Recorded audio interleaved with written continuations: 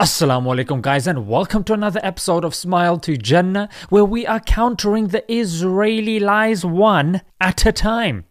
And yes, we are joined yet again with our lady friend. We roasted her a few videos back when she was on Sky News. Do you think Britain would have sit in silent? Wow. Well, the big disproportional is... And now she's made an appearance yet again. Apparently her name is Zippy, as you can see on the screen. I hope I'm pronouncing that incorrectly. Not to be confused with this lovable character whose mouth can actually be zipped. Ashamed of the fact that you're not presenting the right picture. And you cannot say different. Has nothing to do to... No. I said something different. You need to listen to my words. To be honest, guys, we need to step up, yeah? We should petition to get her name changed instead of a Zippy to Zip It. Yes, and no, yes. From the previous video, let's hope, because she is the UK Israeli ambassador, maybe she has worked on her English. Children in Israel were receiving rockets on their heads. Right, of course not. But let's jump into it. Let's see what the BBC was actually bringing to the table. I believe not. The military and this is power, why Dominic Raab, the political power, the diplomatic leverage. Your secretary said in a very few words to be responsible. Damn, she got told off like a little kid.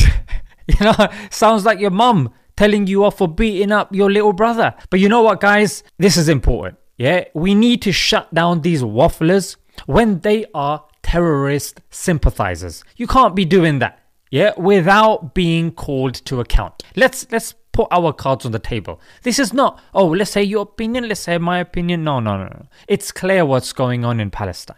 So, isn't it incumbent upon you to be responsible here? That doesn't mean shooting attacks that leave children dead. Very good point by the BBC. Let's see what Zippity Doodah has to say about this. Well, we want to protect children. Look, I don't like using the word retard for people, yeah, because I think it's a politically incorrect term.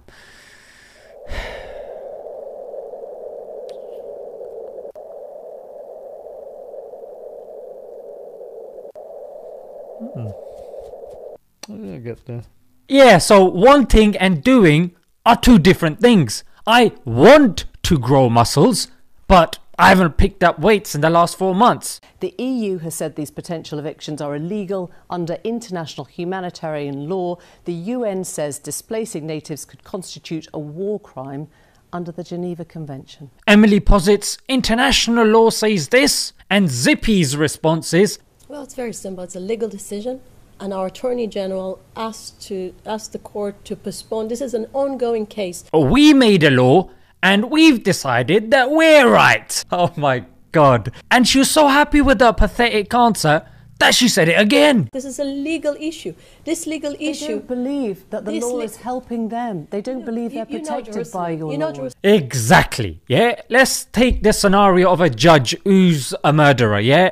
Now, he is not allowed to make up his own law so he can be let off scot-free. His opinion is not going to be taken seriously in this regard because there's a conflict of interest. Similarly, Israel is an occupying power. Why on earth would it rule against itself and say, yeah, we're going to kick ourselves out, mate? You know Jerusalem as much as I do. I'm sure I don't know it as well as you do.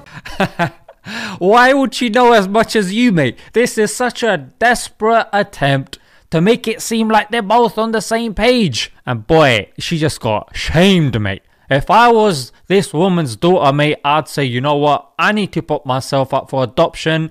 This woman is not fit enough to be my mother. Think, how would you feel if London was under rocket attack?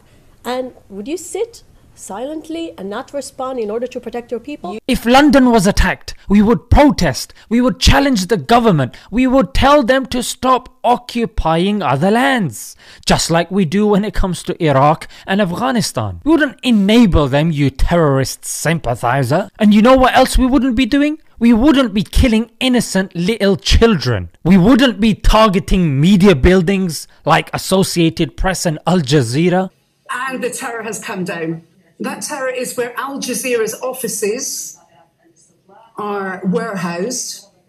The Associated Press offices were also housed in that building. And we wouldn't be attacking the most holiest of sites of the Muslims. You fired into a mosque. With all the respect. You fired And stun know grenades, that. rubber And you know bullets that. and water cannon as people were praying. Surely you recognise that as an act of aggression. And this was a factual point, yeah? We know that it's the third most holiest place for the Muslims. It was the first Qibla. There's not a handspan's worth of space where an angel hasn't stepped foot or a prophet hasn't stepped foot. So let's see her response. Everything is under videos. You can see. As she said, there have been a lot of videos that have been coming out. So let's check the facts. The fact is 80,000 Muslims were praying and worshipping, while their leadership, both the Palestinian Authority leadership and the Hamas leadership, was calling to come and commit violence.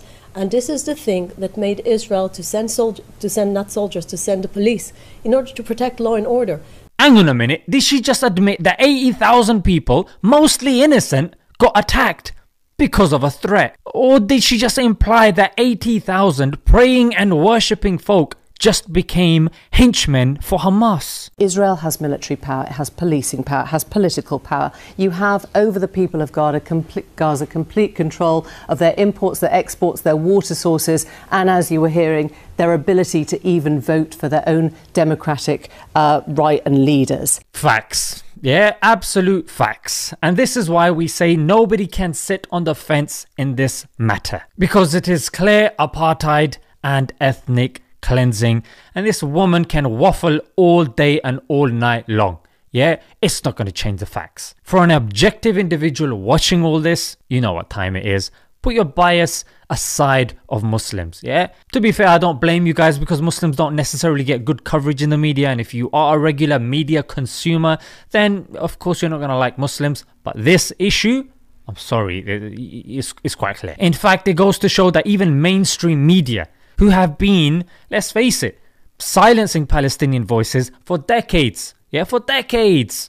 Yeah, even now they're finding it very difficult to side with Israel because of the footage that's emerging. Yeah, enough said, guys. Let's leave it there. Until next time. Assalamu alaikum.